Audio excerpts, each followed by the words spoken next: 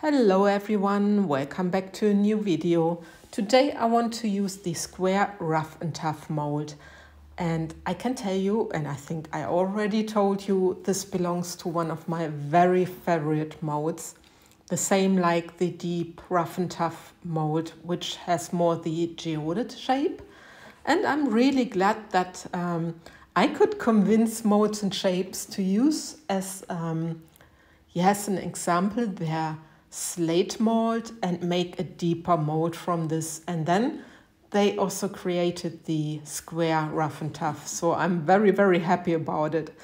But anyway, I want to start pouring a flower. So I already poured my resin into the mold and I'm just mixing my white. You see how I'm doing it, and that I don't mix my white too opaque.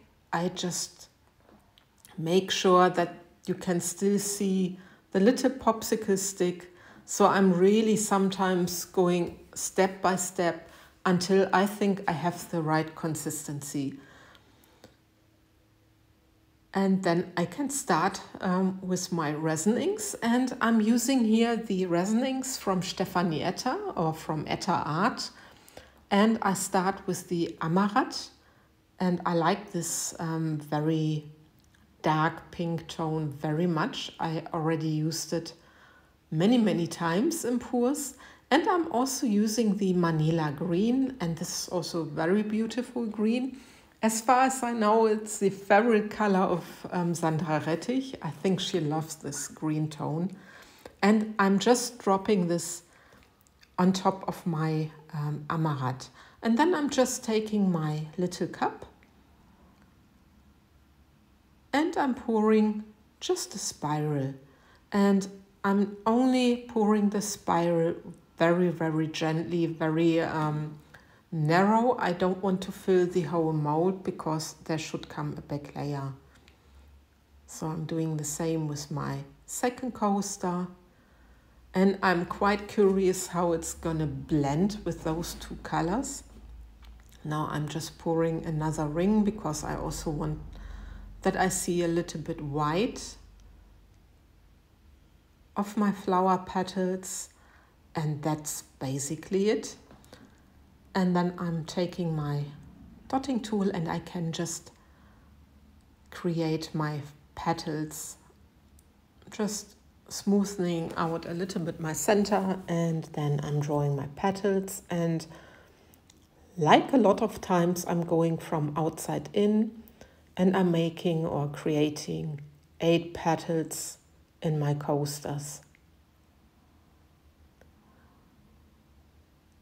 Doing the same with the second one. And then I was thinking to just emphasize the petals a little bit more. So I'm taking my thinner part of my dotting tool and I'm just pulling at the petals from inside out. So it's always an interesting design, and I'm just giving it a little tiny swirl in the center. So I'm not using any glitter. I just thought I'd just go with the colors, and that's it. By the way, the white I used, I think I forgot to tell this, it's the Angel White from Resin, which I have from Laura's Art Corner. So, and this is my flower done. And then I can take you down for a close-up. This is round about, let's say, 15 minutes after my pouring, after my flower pour.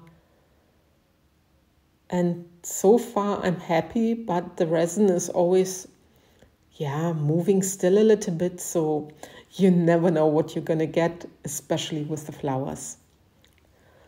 So, and this now the next day, and I thought I try again the Larimar, or in this case the crushed ice effect, because with the crushed ice effect I'm using the Inuki. I thought I'm on the safe side with the Inuki because I really would like to have a sort of Larimar effect in the background.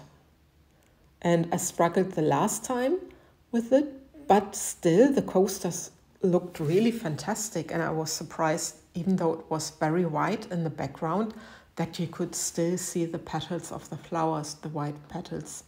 But I'm trying again, and there you see I'm just using the Inuki.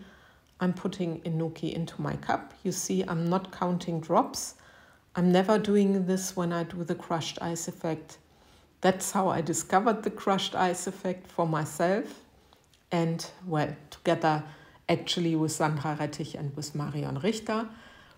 And that's how I always mixed it. Just adding spritz of the resin. That's again the Manila green. And the next color will be the Amaranth. And then I can basically pour. You see, I'm just spritzing it into my cup.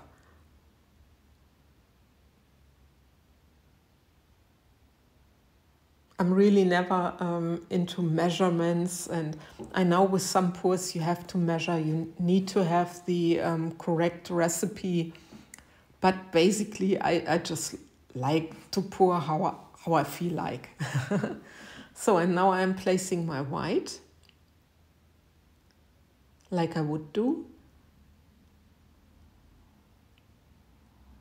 And I let the white spread so that the bottom of the mold is covered.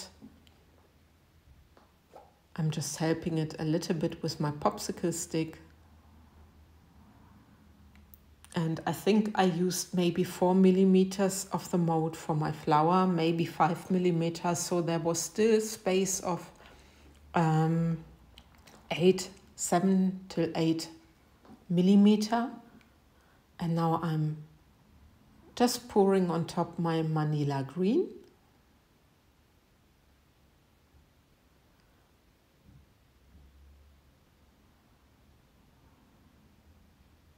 And then as a second layer, I'm using the Amaranth. And now looking at the video and doing the voiceover, it was not the Amaranth I used. It was the grape purple, and I also used the grape purple for the flower. I'm really sorry, but sometimes you just get mixed up, and when a pour is already a couple of days ago, you just don't know. I was really thinking I used the grape purple. But anyway, now I'm showing you a time lapse, how the resin is working. And it worked the same like it would do when I'm doing the crushed ice effect. So I was quite positive. And also that the colors are sneaking through the sides. Normally it's really a good sign. And now it's the next day, I can demold, and I'm very, very curious how these turned out. Like I said, I love the rough and tough shapes. They are beautiful. They are such natural looking stone optic coasters. I love them. And let's have a look. I was so disappointed again. But I have a theory, and maybe you agree with me.